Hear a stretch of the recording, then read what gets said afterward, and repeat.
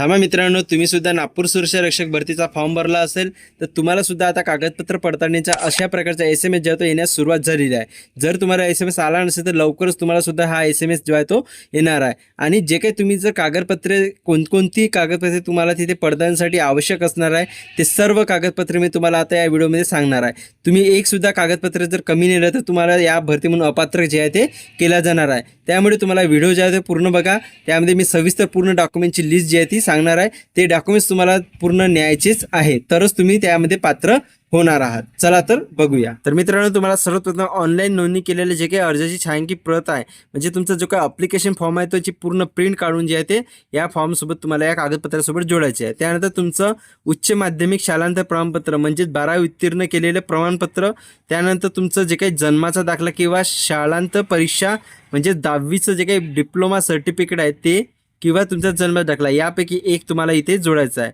त्यानंतर तुमचं ते सुद्धा नसेल तर तुम्ही TC सुद्धा यामध्ये जोडू शकता। त्यानंतर चौथा आहे ते म्हणजे महत्त्वाचं आहे, महाराष्ट्र राज्याचा अधिवास दाखला म्हणजे डोमिसाइल सर्टिफिकेट नेणे तुम्हाला हे बंधनकारक आहे। जर तुम्ही हे सर्टिफिकेट नेलं नाही तर तुम्ही यामध्ये अपात्र केले जाऊ शकते। तसेच तुम्हाला MSCIT सर्टिफिकेटचा तुम्ही जर फॉर्ममध्ये उल्लेख केला असेल ते सुद्धा तुम्हाला इथे MSCIT सर्टिफिकेट अपलोड करायचे आहे। तसेच NC सर्टिफिकेट सुद्धा तुम्ही उल्लेख केला असेल ते सुद्धा तुम्हाला इथे सोबत घेऊन जाणे गरजेचे आहे। त्याची झेरॉक्स आणि ओरिजिनल ते सर्व डॉक्युमेंट्स तुम्हाला इथे घेऊन जायचं आहे। आणि मित्रांनो, तुम्हाला यामध्ये दिलेल्या इतर व्यतिरिक्त तुम्ही जे काही डॉक्युमेंट्स अपलोड केलेले असेल ते सर्व डॉक्युमेंट्स तुम्ही इथे घेऊन जा। जसे फॉर एक्झाम्पल तुम्हाला आधार कार्ड, पॅन कार्ड हे सुद्धा ओळखीचे पुरावे म्हणून इथे घेऊन जायचे आहे। आणि जे काही 10वी पासूनचे मार्कशीट, डिप्लोमा आणि 12वीचे जे काही मार्कशीट, डिप्लोमा तुम्ही ग्रॅज्युएशनचे जरी उल्लेख केला असेल तर ते सर्व तुम्हाला डॉक्युमेंट्स तिथे घेऊन जायचे आहे। तुम्ही एकंदरीत ऑनलाईन फॉर्म भरताना ज्या ज्या डॉक्युमेंटचा उल्लेख केला आहे किंवा जे जे डॉक्युमेंट्स तुम्ही तिथे टाकलेले आहे ते सर्व डॉक्युमेंट्स तुम्हाला सोबत घेऊन जायचे आहे।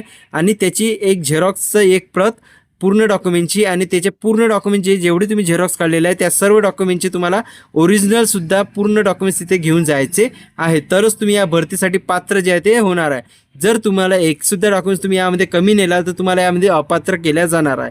तर हे होती मित्रांनो अतिशय महत्त्वाची माहिती। तुम्हाला ही माहिती इन्फॉर्मेटिव्ह वाटली असेल तर हा व्हिडिओ आपल्या इतर मित्रांना सुद्धा शेअर करा, जेणेकरून त्यांना सुद्धा याबद्दल सविस्तर माहिती जी आहे ती समजून जाईल। धन्यवाद।